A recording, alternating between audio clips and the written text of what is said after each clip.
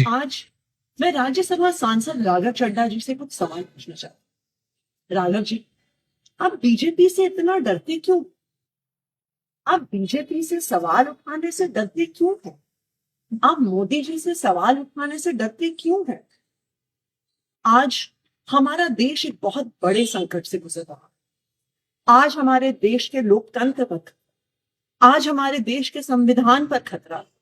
आज हमारी आंखों के सामने इलेक्शन कमीशन का मिसयूज करके पश्चिम बंगाल का इलेक्शन चुराया जा रहा है, लेकिन आप उस पर सवाल नहीं उठा रहे, आप उस पर बोलने से डर रहे। हम सबने देखा किस तरह से दिल्ली में गलत तरीके से वोट काटे गए, बीजेपी के कार्यकर्ताओं ने गलत तरीके से वोट बनाए और बीजेपी इलेक्शन चुरा के ले गई।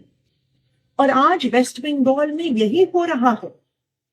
आज इलेक्शन कमीशन का मिसयूज हो रहा है, लेकिन जब तृणमूल कांग्रेस और पूरी ऑपोजिशन इलेक्शन कमीशन के खिलाफ इंपीचमेंट मोशन लेकर आती है, तो आप उस पर साइन करने से मना कर देते हैं।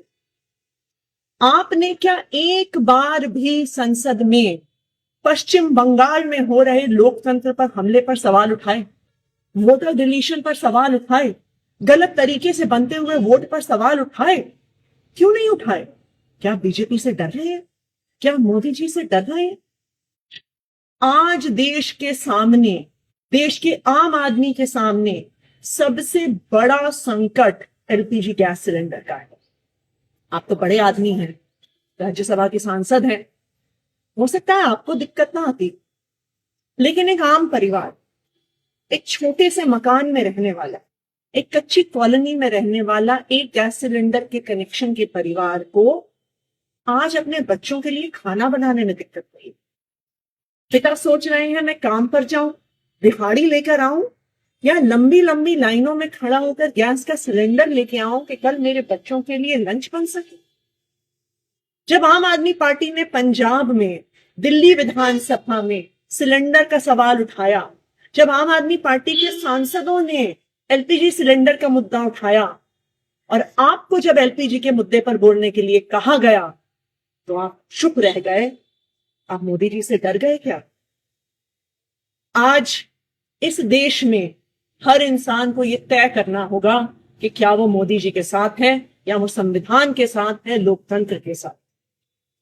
मुझे याद आ रहा है जब अरविंद केजरीवाल जी गिरफ्तार हुए थे, हम सब सड़कों पे खड़े होकर लड़ रहे थे, पुलिस हम पे लाठियां चढ़ा रही थी, हमें घसीट घसीट कर पकड़ कर लेके जा रही थी।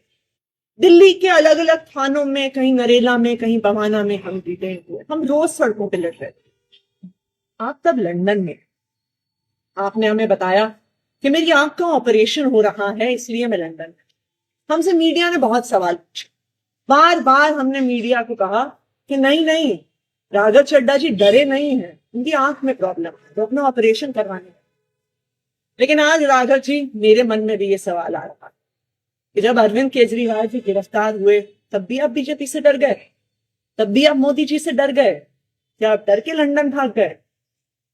देखिए, हो सकता है कि आप मोदी जी से डरते, हो सकता है आप जेल जाने से डरते, लेकिन हम अरविंद केजरीवाल के सिपाही हैं।